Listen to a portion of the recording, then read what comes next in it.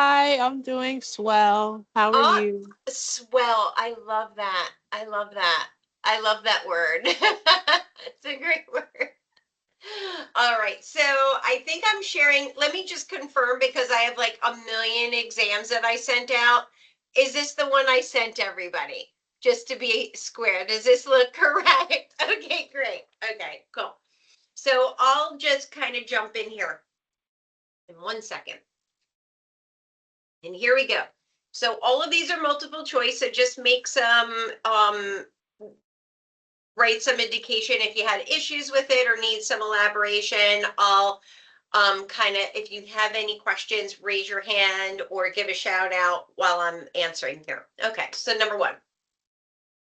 Radiology is the science that deals with B, radiation and its uses. So B.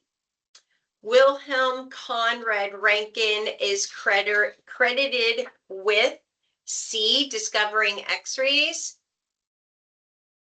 X-rays are D, electromagnetic energy. So far, so good? Cool. X-rays travel at the speed of light. B. Which of the following characteristics of X-rays, which of the following is a characteristic of X-ray? It helps if I know how to read tonight. C, they travel in straight lines. All right, 6. X-rays are produced when electrons stop suddenly. That's that breaking radiation, right? Good. 7. The two types of radiation produced in the X-ray tube are C.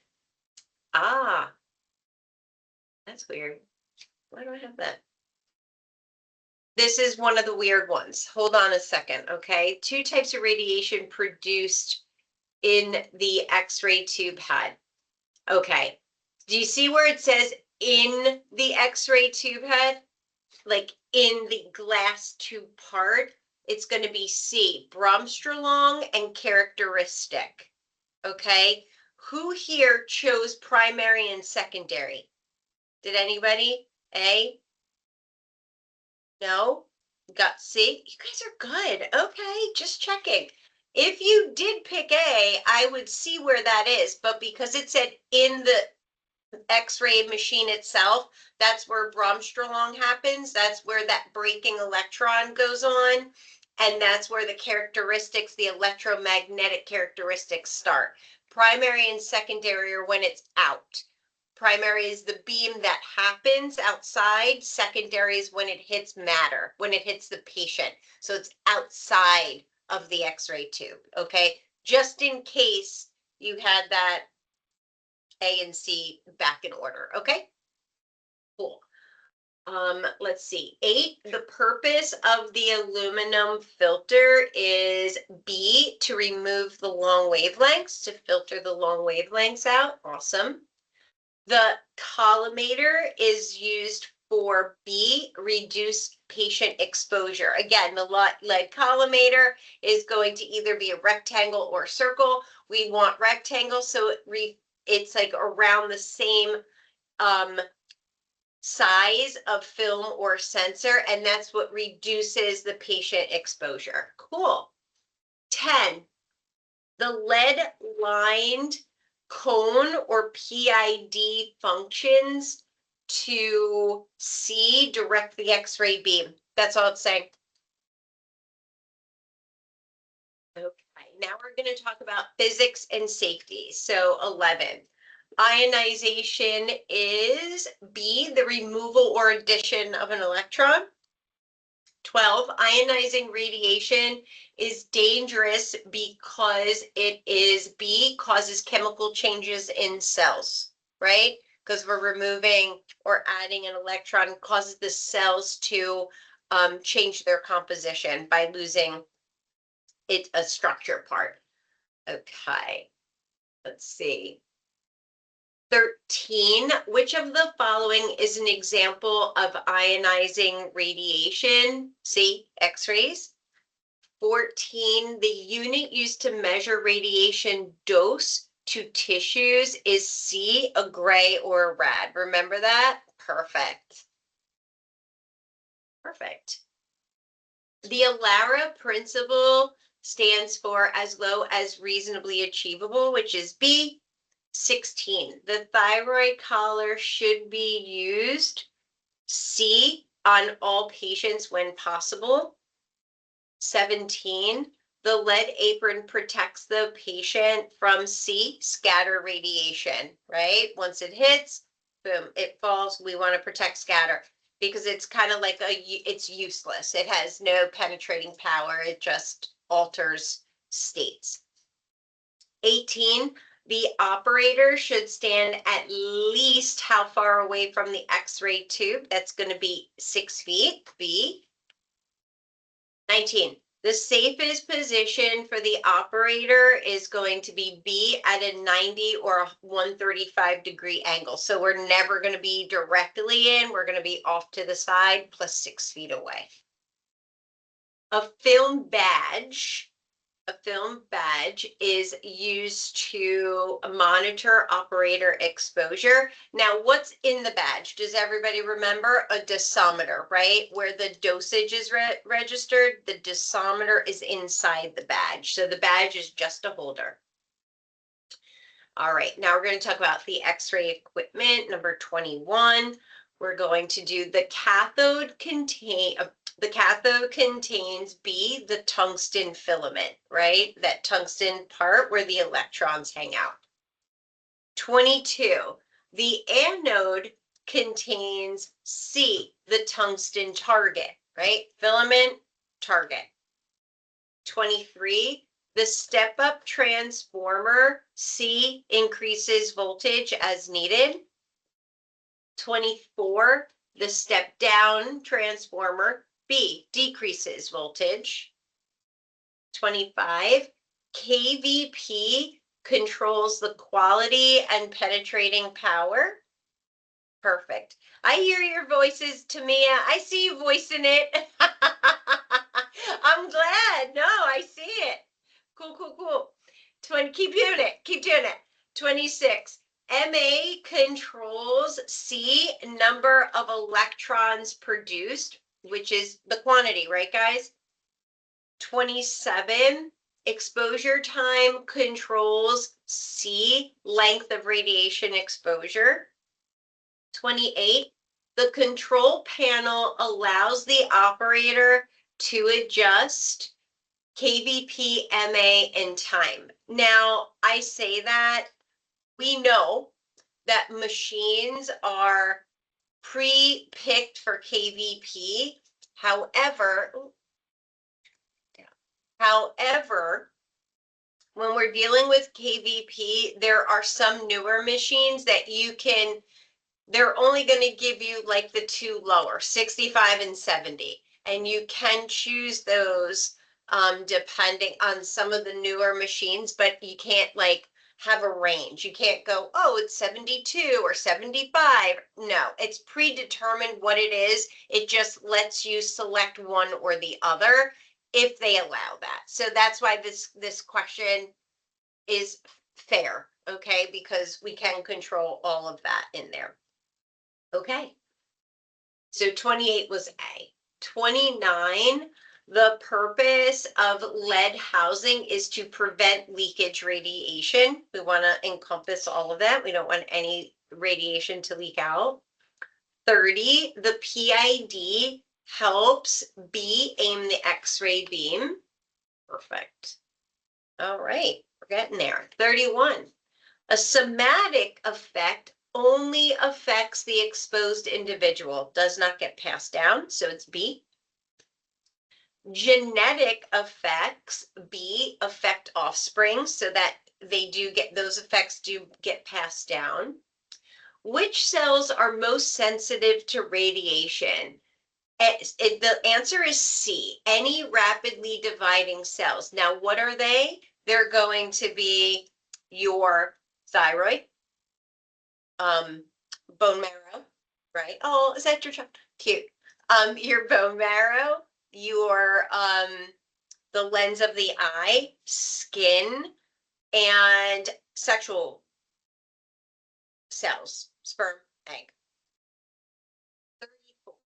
The most critical rule in radiation protection is B, avoid unnecessary exposure. So it's B. 35. Which of the following is not a way to reduce patient exposure? It's going to be C, to retake images frequently. That's what we do not want at all. Now, the last portion, or a couple to the last portion, we have general principles here. Dental radiographs should be taken, C, only when clinically necessary, right? Nothing's routine, it's as necessary or as needed. 37, selection criteria are used, B, to reduce radiation exposure. 38, scatter radiation is B, produced when X-rays hit matter. It's a form of secondary, but it's when it hits matter and then it deflects, which is scatter. 39, the purpose of collimation is B, to reduce the beam size. Again, we're going to limit what we expose. 40, which organization sets radiation safety standards? Now, I'm going to tell you it's CNCRP. Circle that. It's going to be the National Council for Radiation Protection. In our states, it's going to be the EPA. Like the EPA is also a part of it. But we have the Department of Radiation in Delaware. That's going to be our state rule. This is national rule. Okay, if they ask that. Critical thinking, and then we're on the home stretch here. 41. Why is lead used in protective equipment? B, because it absorbs radiation. 42. What happens if filtration is not used? B, the patient dose increases because they're also going to have absorbed the long wavelengths, which are useless. So they absorb those as well, and we're not using them for anything of good. So that will increase the absorbed dose. 43. Long wavelengths are C, less penetrating and more harmful because they're less useful. 44. Which of the following reduces scatter radiation? That would be B, collimation, where the lead collimator is directing or keeping the size at a certain size. 45. The purpose of the tungsten target is to B, convert electrons into X-rays, as we know in our class 2. And the last couple of questions here. 46. The process of converting X-ray energy into a visible image is going to be called B, latent image formation. That's that space in between. 47, a latent image is B, invisible until it's processed or developed or visible. Obviously, then it's invisible until we can see it.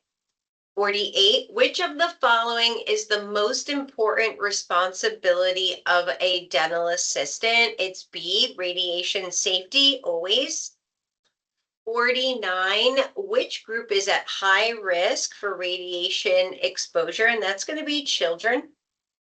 Okay, they're small, they're not as dense as us. And 50, the ultimate goal of dental radiography is to B, diagnose disease safely and accurately.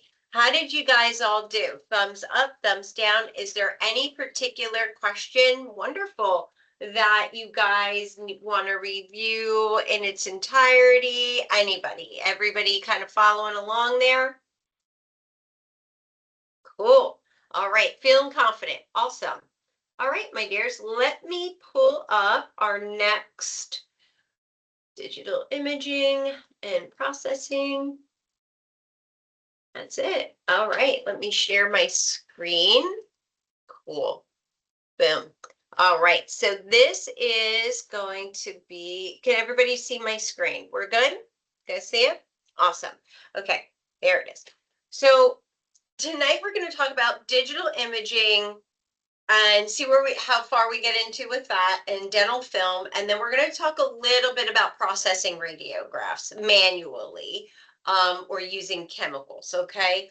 Again, I'm not going to spend a whole lot of time on the processing. It's just a good overview so that if they do add something to that effect, then we can address it.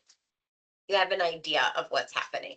So let's get started here for digital radiographs. Okay, now digital radiographs are what we predominantly see in, I would say, the majority of the practices out there. Okay, so what we have is we have a computer system, and depending on the practice management software, we could get or utilize a digitized version or a practice management software that uses digital radiographs. There's going to be two different types of digital radiographs that we're going to talk about, okay? One is going to be your direct imaging. Now, you don't need to write anything. I'm just kind of doing an overview, so hang on. I have all this broken down on the slide, so I'm going to give you just the premise. I saw you going, Gerson. I saw that pen moving. I was like, hang on, hang on. So there's two types. You're going to have the direct type, which you take an x-ray and immediately see it onto the screen. That's typically what you're seeing now. There's also an indirect digital x-ray that you take an x-ray, you put it on a phosphor storage plate, so you're storing it on something, and then we have to take that something and kind of scan it into the computer. So there's a direct and an indirect. So those are the two thought processes that we're going to use in digital radiography. But before we get into that, let's start talking about what are some of the advantages with digital radiography and some disadvantages that we're going to talk about, okay? So some advantages of you going digital, which by the way, we've gone digital, God, over 20 years ago, this process started, where we can actually capture an image on a sensor or on a phosphor storage plate and be able to see it right on the computer screen in a program. Before that, we used actual film, which is like in your hand film, okay, where you would have to take the image and then process it or develop it with a chemical, either in a dark room or in a large machine that had like an internal dark room, okay? So that's where we used to be. Over 20 years ago, we kind of started going into the digital world, okay? It really has not changed a lot since then, but we have to identify what are advantages and what are disadvantages. So advantages of going from regular film to digital radiography is that we use less radiation than we need to have with film. So the being digital actually reduces our radiation exposure to patients dramatically. So that's a huge advantage that we moved to. The sensors are extremely sensitive to radiation, and they capture it a lot faster, so we can reduce the time and reduce the settings, and you get a really good quality picture more often than not because that sensor is so sensitive. So less radiation than film is an advantage. We can actually, because it's in a computer and we use a program, another advantage is that it allows for us to enhance, to use measurement, and to make corrections on site quicker and in real time. Where if we had a regular film, we'd have to go through, take the picture, then process it. It would take a long time to process it, sometimes up to 12 hours once upon a time. Now it's maybe like 15 minutes in an automatic machine. But if we had that, we could not enhance it. We can't magnify it. We can't use measurement. Very difficult. Okay. So now, I mean, you could measure it, but you need a ruler, yada, yada. Our digital is a lot easier. So that's an advantage. Easily transferable. What that means is once upon a time, we took x-rays with film, we would have to duplicate, like photocopy duplicate the image, and mail that whole thing out. Easily transferable means we just click and pick with the computer and send it via protected email link, a secure email link. It's instant. You can see it directly. So with that being said, it is definitely easier to transfer. We always have the original. You don't need to get rid of it. It holds less storage, so we don't have to make copies and actually mail them out, which is awesome. So easily transferable. Another advantage, it requires traditional X-ray film positioning and machinery. What does that mean? If I had a tube head, an X-ray machine from 40 years ago and it's still working optimally, I can use that with my digital sensor. No big deal. It's fine. It's great. I don't have to change my machinery to go into the digital. The only thing I need to do is get the program that my digital and my sensor that my digital x-rays will now kind of record and record on. So nothing changes. My XCP are exactly the same. My how I put a film inside, the process of how I put the film inside my XCP, which I'll show you coming shortly, is the exact same. Nothing has changed. It's the same color codes we use. It's the same process, so all is good. No change. That's definitely advantage. Now, let's talk about some of the disadvantages here. Now that we have some advantages, and I just want to make sure I covered all of my advantages, so give me a second just to make sure that I'm good to go here. Okay. One thing that I want you to kind of, that goes with the enhancements and measurements, is that another advantage is that it is immediate viewing, right? I take the image and I can see it immediately within seconds, okay? So that's an advantage for immediate viewing. And I do not need chemicals any longer. So I don't have to keep processing chemical developer or fixer around. So that's a good thing too.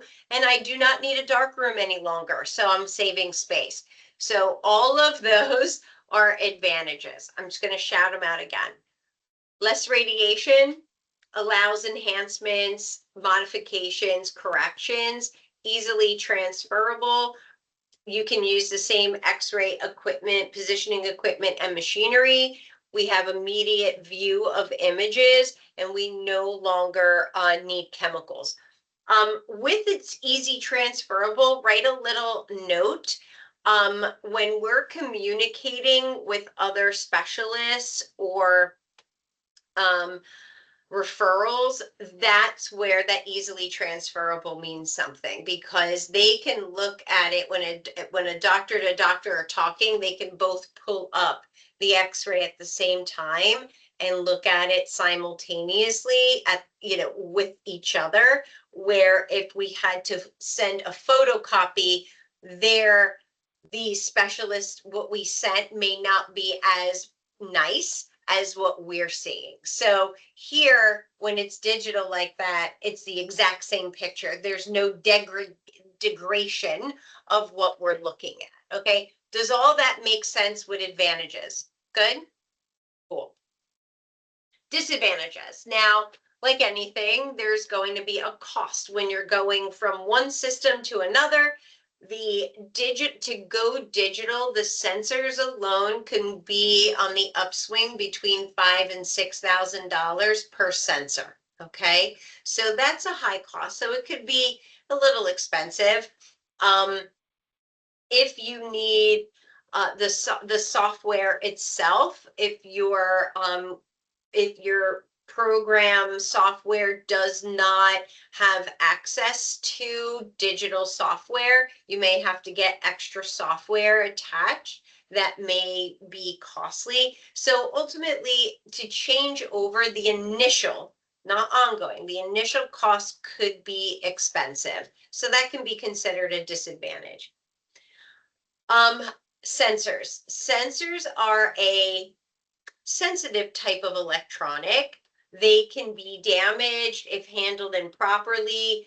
The obvious replacement of them are costly. Again, new ones can range between 6,000 if they're new or if they're used and like refurbished. So again, the sensors themselves, if not taken care of properly, so that's a disadvantage. They could become damaged quicker than we would want if they're handled improperly. So there's a lot of training on for the clinical team on how to make sure that we don't pull on the wires. We don't use a lot of cavity wipe, like the wet moisture on them when we disinfect them. We're not going to use like a soaked thing. We're not going to put them in the ultrasonic. We're not going to get them wet because that can damage them. And we're going to make sure that we don't drop them on the floor because that can also damage them. So they're just like some things that we have to make sure are good. The next disadvantage would be strict infection control measures. What does that mean? It means that I cannot throw the sensor in a heat sterilizer, so I have to use a plastic barrier. Okay, so you want to write a note there. How we keep these disinfected is we use a clear barrier or a disposable barrier over the sensor every time for every patient. Okay. Because they are not heat tolerant. So it's not like I can throw them in an autoclave and totally sterilize them. So at best, we barrier them and wipe them with a intermediate germicidal, which would be like a Cavi wipe or a Sani wipe that will kill any of the majority of infections on there. And that is perfect for what we need to have. Another thing is that maybe a disadvantage, if you can type this in and add it, would be learning the software. These are a few items that I added extra. Learning the software can be a curve. The sensors themselves are a little on the thicker side, so patient comfort is big. So please write a note. Patient comfort could be a disadvantage because of the thickness. And if we had to take our old film and make them digital, or old records and digitize them, that could be considered a little bit of a disadvantage, but it's not terrible, but I'll mention it as it because it's a time-consuming task to take hard copies of things and scan them in to a file to digitize it takes time. Okay, so those are the disadvantages. Let's just go through them again. Initial cost is expensive. Sensors can be damaged. Infection control, they need a barrier. Learning to use the computer software, the thickness of the sensor, and of course, changing all of our records to digital. Okay, so to be six disadvantages there. Did everybody get them? Do you need me to type them? Are we good? Good. Okay. Now, as I was saying earlier, there are two types of digital imaging systems. Do I have pictures? Yes. And I have pictures for each, so no worries. Let's go through them. So the first one, again, is your direct digital imaging.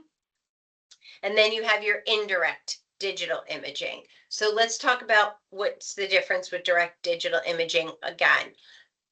We use what's called a solid state sensor, which is the image receptor.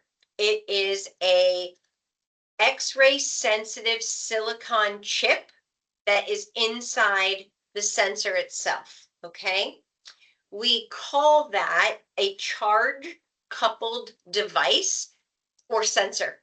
It goes either way, okay? So if you see charge coupled device and the word sensor, they are one and the same. All it is that it's an electronic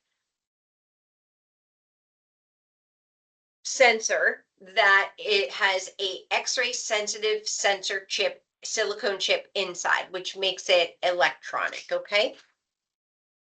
The sensor could be wireless or it could have a cable connected either one. It'll be connected directly to the computer itself or wireless directed to the computer itself to have that direct imaging. Take an x-ray, boom, shows up on the computer screen. If we're using wireless, it's using a radio frequency to transmit the image to the computer if that's what we're going to be using there. If not, there's a cord, we plug it in, the USB, and snap away. No problem. The next type of digital imaging is going to be your indirect digital. This is where we use a phosphor storage plate. It looks like this, just so you have an idea. It literally looks like a piece of film. It's just a very soft vinyl outside. And you're going to have 18 to 20 of them. And you take one picture per plate. And then you literally will scan it in. What you're seeing here is like a machine that they are putting these in, and it like scans it in just like a copy machine. How that light goes through and goes, oh, I'm making a copy. It does that to those phosphor storage plates and like clears it out at the same time. So you can use them over and over and over. So each one of these storage plates are reusable. Okay, they are not disposable. A few things. We use a scanner to take the image that's latent on the plate and it processes through the computer. It uses a laser beam as well as clear the plate off so that, again, we can reuse that plate. When we're exposing that phosphor plate to the warm or the bright light before scanning, that's what releases the energy. That's the process there. Images are exposed to the bright light after the scan, and then they clear them off, which is what we want. Again, we want to reuse these plates over and over again because they are kind of costly as well. The good thing is that see how they have this kind of, this is the phosphor storage plate, and do you see over here where there's like this white tab? They are in a clear disposable pouch that is for infection control. Just like we use the clear barrier for the sensor, we were talking about sterilization. I can't sterilize these plates, so I actually have to put them in a clear pouch and seal it so moisture doesn't get to it, and we can reuse them. So you would take them out of the disposable clear pouch and then scan them separately from that. Okay, does that make sense? So even though the infection control, we're still using a disposable clear pouch or sleeve that's going to protect either the phosphor storage plate or this next item, which is the sensor. So here is what the charge coupled device or the sensor is. This is the actual active portion that goes in the patient's mouth. The cord is attached to it, and then this USB would be plugged into the USB drive of the computer to get a direct image. So again, this is indirect because we're scanning. We're taking the x-ray and then we have to go somewhere to like a scanner to scan. And this one gets plugged in directly into the computer. Does that make sense? The difference between direct and indirect. Questions? Nope. Want me to go slower? Oh. It always takes 48 hours to digest the new stuff. I know that much. It takes a little time to digest. Now, I can say though, how you go into detail with what you teach is actually a great help. You don't find a whole lot of people that'll do that. Oh, good. I'm glad. I know sometimes it's like a lot of information, but I do try to break it down like into little pieces in the lot of information. So if again, please, Kristen, tell me to stop, review anything you guys need. I'm here for you. You're good. You're good. I appreciate it. Thank you. Awesome. Awesome. So you guys fill my cup every Monday and Thursday. You guys fill it. I gotta be honest. You totally fill it.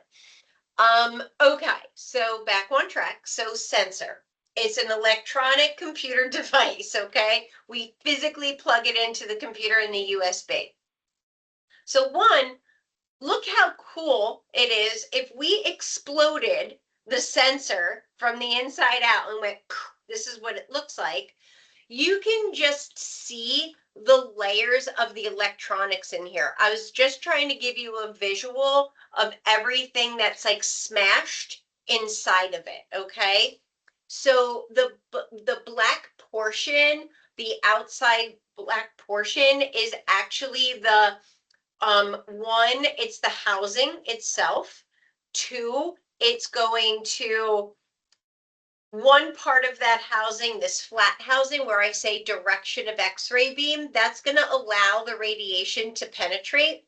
It will not penetrate past this wire, okay?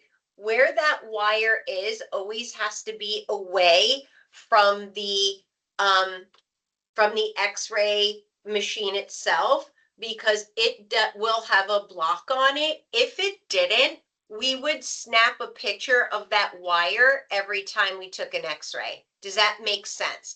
So that where that wire is your backstop. Consider it, now it's not made of lead, but it has a type of housing that blocks radiation from going through. So that's going to be like the dead stop. Okay. All these pieces in between, you see your fiber optics, your electronic chip is right here. That is like the last of it. So what's happening here is your radiation is coming from the front in this direction. It's going to get enhanced, what's called the scintillator.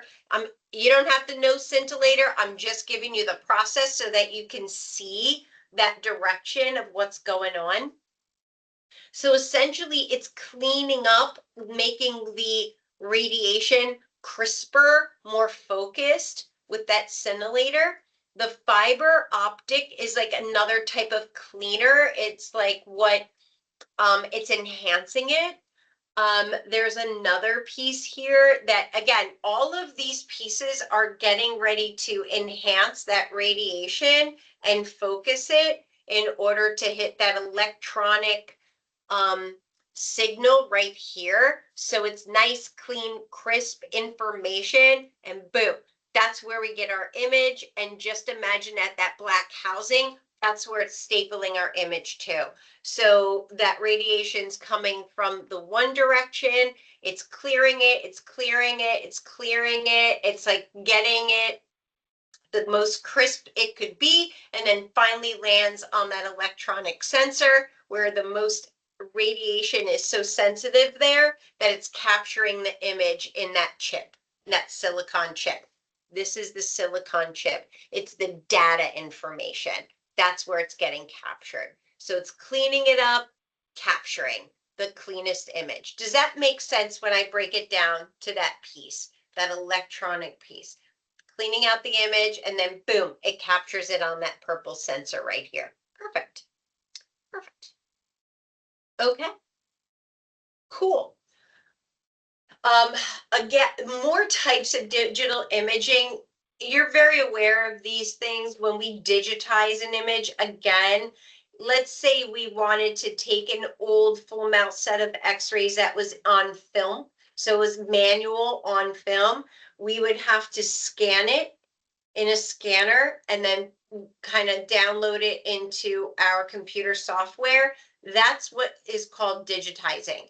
Think of it like this for any of my administrative staff or anybody. If you have a scanner and I take a piece of paper and I scan it in, I'm digitizing this the moment I go to scan it in and save it in a document or on a desktop.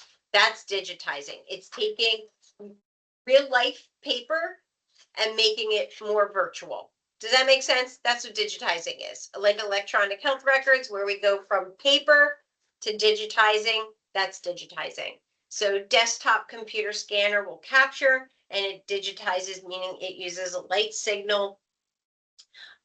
It's less detailed than the direct digital imaging, obviously, because it's going from a paper or a manual type setting, and then it has to capture that image, and it may not be as clear as like direct imaging is. Most software we use today are capable of performing software updates to become digital. I'm going to say this, 20 years ago, a lot longer process to digitize, right? Now it is like boom, boom, boom, and every software that's out there pretty much can digitize or be digital. So it's getting a lot easier and a lot faster in that. Okay. Okay, before we head into X-ray film and film processing, I want to talk a little bit about certain terminology that we're gonna use here. I know you guys know the word latent. We're gonna talk about that word latent again. Remember, latent was that time space between where we do something and when we see something, okay? Latent is that space where we can't see what's going on. It just, we know it's there. We can't see it until it's here. So because of that, and when we talk about film and the idea of getting film processed, we know that when we take an X-ray, there's going to be a time space between when we take an X-ray and we have film and we process or develop the X-ray when it becomes a radiograph, okay? When we can actually see an image. That's the piece I'm talking about. So the terminology we're going to have here is we're going to talk about film. Film is what we call in the packet, it's before processing. I'm going to call everything film up until the point where I see an X-ray, and then I call it a radiograph, okay? So film before processing, we say it's in a packet, or we're going to place it in the bite block, or it's exposed and processed. Again, an image or radiograph is going to be the terminology we use after it's processed, when we can see what is on the image. Okay, does that make sense? Film before we can see anything. So I'm going to call it film, film, film, but the moment I process it with chemicals, it becomes an image, and I can see teeth, it's an image and radiograph, no matter what. Okay, so that's just a little bit of difference when we're talking about film and processing. Cool. All right, that's the terminology we're going to use. Now, positioning devices. I want to give you some visuals here. So these are positioning instruments, okay? If you have if you've seen them in real life, great. You can YouTube them to see how they're, how they're using them. If you're in a practice, please go and check out and see how somebody is taking some x-rays if you are able to do so you can see what these look like in real life. But these are excellent pictures to see. So what these positioning instruments are called, they're called XCP. Extension cone positioners, okay? Oh my God, what does that mean? We're going to get more into what that actually means, but think of it this way. We're going to put the film or the sensor in these blocks here. Can everybody see my mouse? I can draw. Never mind. These are the blocks where I'm going to put my XCP on, okay? I can put film in here. I can put my sensor. That's where my image receptor is going to be. These rings, these beautiful little rings here, are where we put our PID, our positioning indicating device. And this is where our central ray, look at me drawing. Hey. Woo! Central, that's terrible. You try to draw with a mouse, it's hard.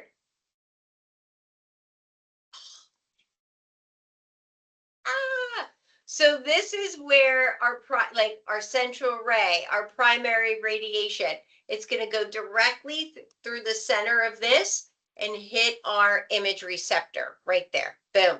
Okay. So that's going through each one and triggering that perfectly. Oh,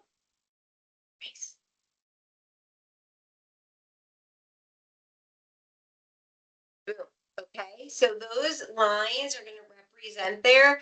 These positioning devices are super important because they are aligning our beam for the most accurate X-ray production. If we did not have a ring such as this one, there's no ring. So here we are using a different technique and we're kind of guessing where that beam is going to hit so that it would go, right? Because there's no ring, there's no XCP, there's no positioning instrument. These are tools that we're using. So these, the ones that I just drew, these whole things, all of these are called XCP. They're going to be used for a technique called paralleling, which we're going to get into next chapter, but I'm just giving you a heads up of what it is now. These instruments right here are called snap arrays. They are going to be used for things like when we're bisecting the angle and I can't use a ring for a reason which we will cover. These are styrofoam bite blocks that we could use. If somebody had like like a low palate, if they had a really tiny mouth or gagged, I may not be able to fit all of these really big things in. I may have to use these items to get in there better, right? Does that make sense? If I can't fit it in the mouth, I'm going to go to something like this and do a different technique. So those are the types of positioning instruments. So when I say them, that's what I got. So dental film and sensor holders, position and hold film or sensor in patient's mouth. Great, because we don't want to use our fingers. There's that. They assist in the proper placement of the sensor or film or image receptor that we say, and also align the positioning indicator device or PID. Film holder and sensor holder, they're almost identical in different shape and size. The only thing different is that one can accommodate the thickness of a sensor versus the thinness of a film, but the colors are the same. The setup is the same. It's just the thickness of that block. Sometimes when we're using a technique called bisecting, again, if somebody has a very small mouth or a shallow palate, we use a different technique called bisecting. Again, I'm going to go into that in depth later on. We have different holders for that. We also have disposable styrofoam that I showed you. And so they're smaller, they're disposable, so we can use them and toss them. There's no autoclaving or sterilizing them.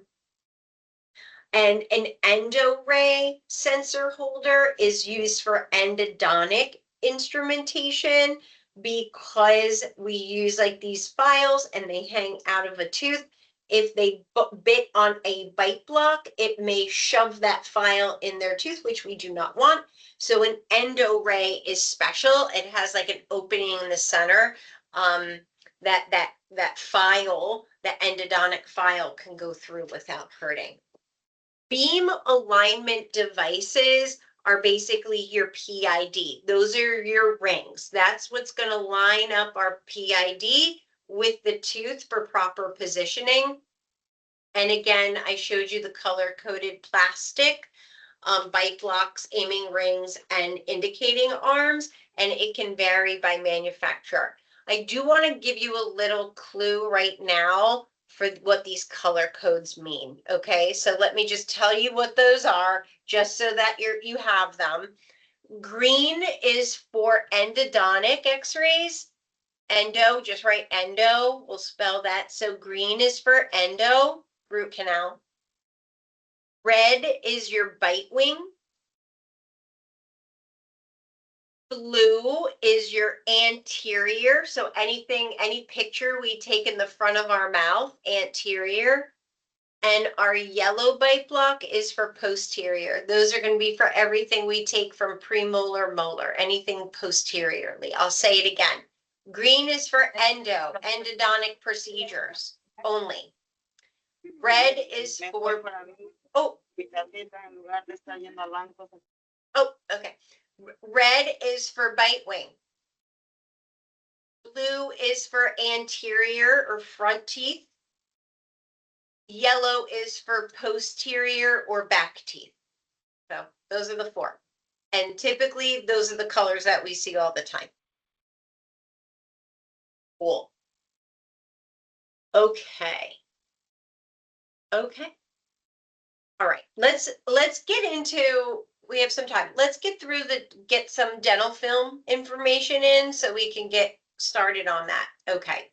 So dental film was established when we used photographic film that has been adapted for dental use. What does that mean?